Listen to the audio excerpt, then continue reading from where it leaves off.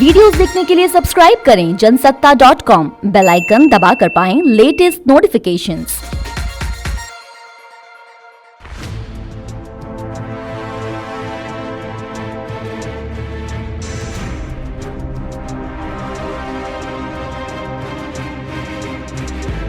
नमस्कार, मैं उपेंद्र कुमार। जनसत्ता में आपका स्वागत है। यूपी के करीब 14.5 करोड़ मतदाताओं में महिला वोटरों की तादाद 6.61 करोड़ है, यानी कि 45% से भी कहीं ज़्यादा। यही वजह है कि कांग्रेस 40% टिकट महिलाओं को देने की बात कर रही है, तो सपा और बसपा महिलाओं के लिए लुभावने वादे कर रही हैं। बाकी बची सत्ताधारी बीजेपी तो उसने महिला शक्ति को अपने पक्ष में करने की तैयारी काफ़ी पहले से ही कर रखी है। यही वजह है कि कई ऐसी महिला नेताओं को भी बड़ी जिम्मेदारियां दी गई हैं जो प्रदेश स्तर पर ज़्यादा लोकप्रिय नहीं हैं। हमारी इस रिपोर्ट में एक मुलाकात ऐसी ही कुछ महिला नेताओं के साथ।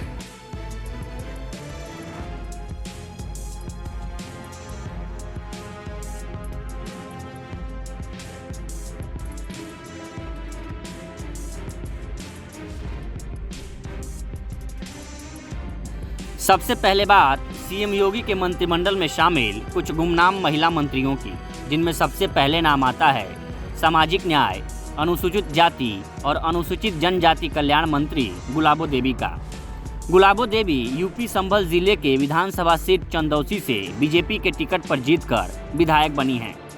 मंत्री बनने से पहले तक चंदौसी से बाहर उनका नाम किसी ने भी नहीं सुना था। यहाँ तक कि विकिपीडिया पर भी गुलाबो देवी का जिक्र बस योगी के मंत्री के तौर पर ही दर्ज है।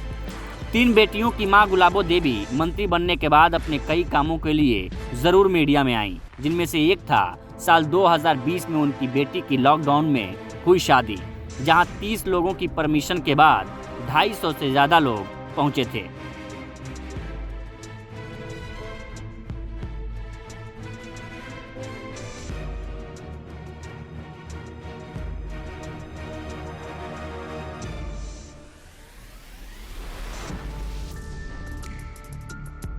योगी सरकार में उच्च शिक्षा, विज्ञान एवं प्रौद्योगिकी राज्य मंत्री नीलिमा कटियार कानपुर के कल्याणपुर विधानसभा सीट से बीजेपी के टिकट पर चुनाव जीतकर विधानसभा पहुंची हैं।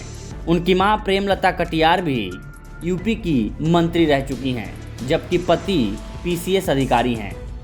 मंत्री बनने से पहले तक नीलिमा की पहचान प्रेमलता कटियार की बेटी और कानपुर की मल्लावा तहसील के तेंदुआ गांव की बहू तक ही सीमित थी। उन्हें मंत्री बनाकर बीजेपी ने कुर्मी समाज की महिला मतदाताओं तक सीधी पहुंच बनाने की कोशिश की है।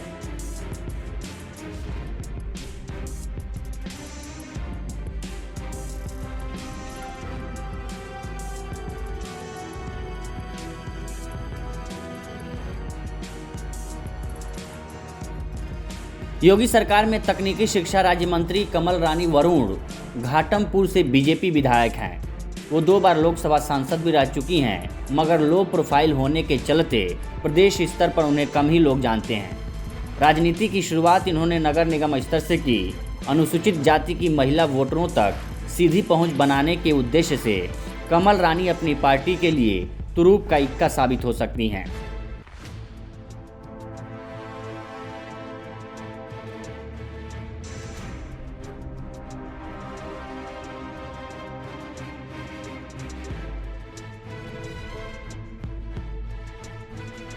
मौजूदा समय में उत्तर प्रदेश राज्य महिला आयोग की अध्यक्ष बिमला बाथम को उनके गृह जनपद नोएडा में भी लोग 2014 से पहले तक कम ही जानते थे, मगर साल 2014 में लोकसभा सांसद बनने के बाद डॉक्टर महेश शर्मा ने जब नोएडा विधानसभा सीट से इस्तीफा दिया तो उनकी करीबी विमला बाथम को उपचुनाव में बीजेपी का टिकट दिया गया।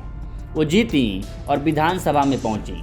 साल 2017 में भी विमला बाथम ने अपना नामांकन दाखिल कर दिया था, मगर ऐन वक्त पर बीजेपी ने पंकज सिंह को नोएडा से अपना उम्मीदवार घोषित कर दिया और विमला को नाम वापस लेना पड़ा, जिसके बाद उन्हें महिला आयोग भेजा गया।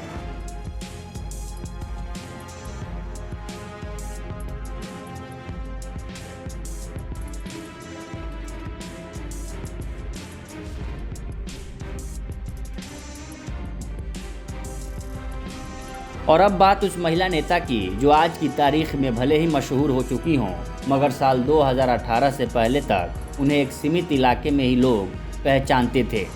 हम बात कर रहे हैं उत्तराखंड की पूर्व राज्यपाल बेबी रानी मौर्य की। 1990 के दशक में सक्रिय राजनीति में कदम रखने वाली बेबी रानी मौर्य आगरा की महापौर बनने वाली पहली महिला थीं। फिलहाल यूपी के पिछड़ा वर्ग के वोटों पर पकड़ बनाए रखने के लिए पार्टी साल 2022 के चुनावों में उन्हें बड़ी भूमिका देने पर विचार कर रही है। आप इन महिलाओं की भूमिका के बारे में क्या सोचते हैं, हमें कमेंट सेक्शन में बताइए और यूपी चुनावों से जुड़ी हर खबर के लिए बने रहिए जनसत्ता के साथ।